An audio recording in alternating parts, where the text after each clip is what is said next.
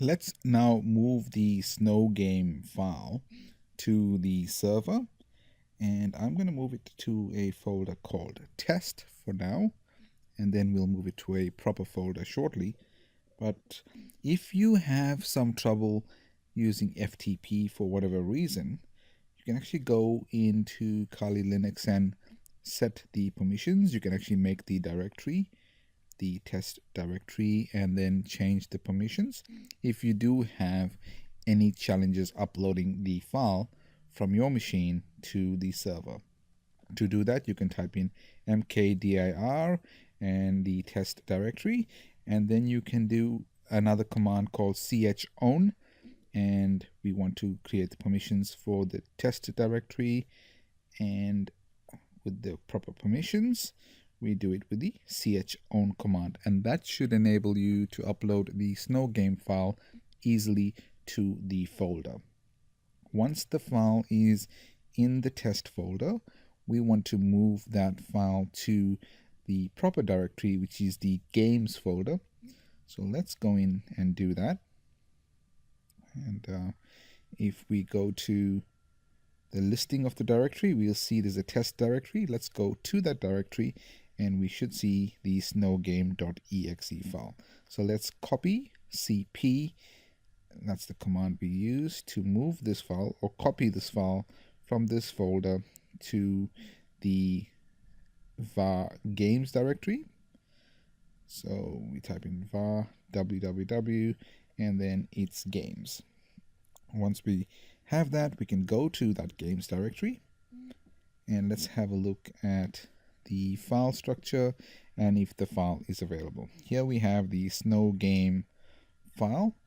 Now, if that's available, we can go to a browser window and confirm the file is actually there. So we go to a browser window and we can just go to localhost/games and view the file within that directory listing if you have enabled directory listings.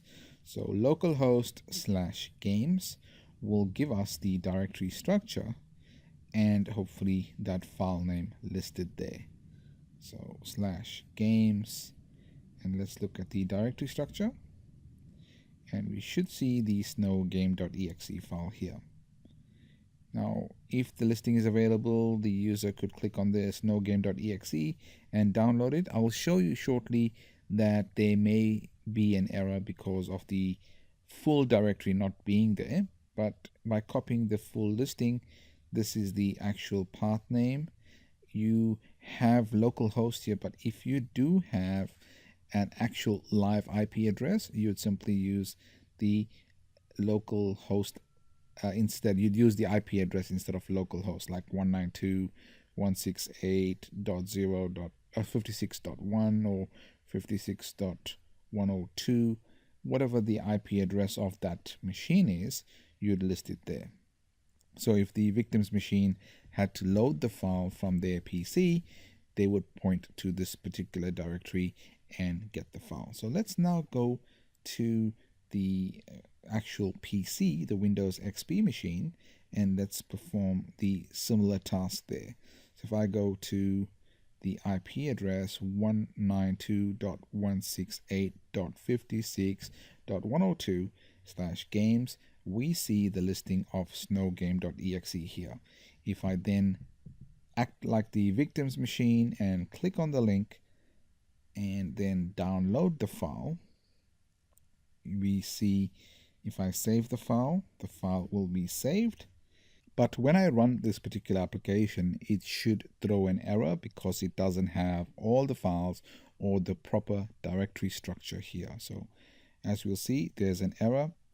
And because of this error, we can then go back to the FileZilla program and make sure that we upload the whole directory. So let's do that now and go in and make sure. So if you do see this error, the error is most likely caused because you've only uploaded the snow game file and not the full directory structure. So let's type in test and port 22, and let's go in and copy the whole Snowcraft directory across to this folder on the server.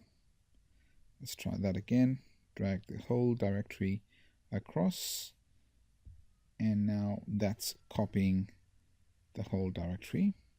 Once that is done, we then want to move that to the proper games folder. So let's do that, and let's do a listing again and copy the home test Snowcraft directory, and we'll copy that to the var games directory.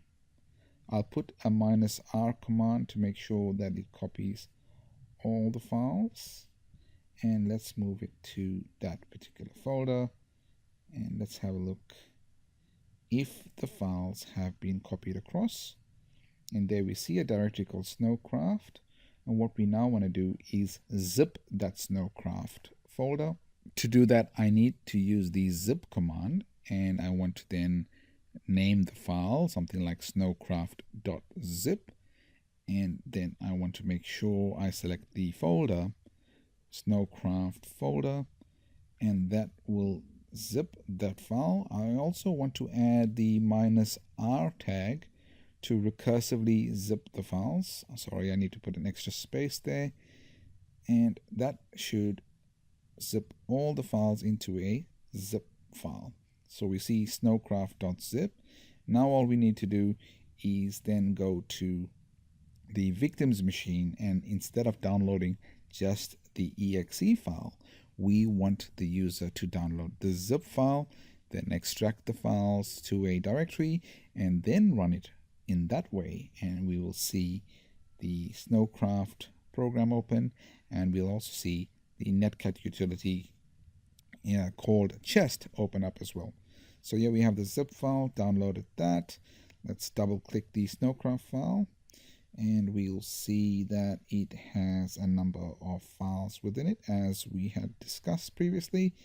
And look into this folder, we see the directory listing.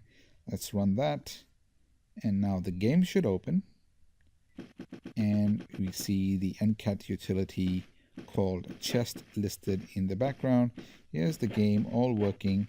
We now have the ability to then monitor on port 4444 exactly what's happening on this particular machine. And now I'll show you exactly how we can take control of the victim's machine.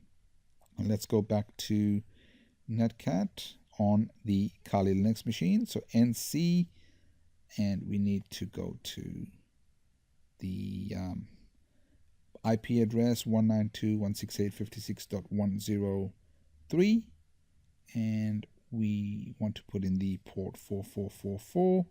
And as you can see here, it's showing me Microsoft Windows XP.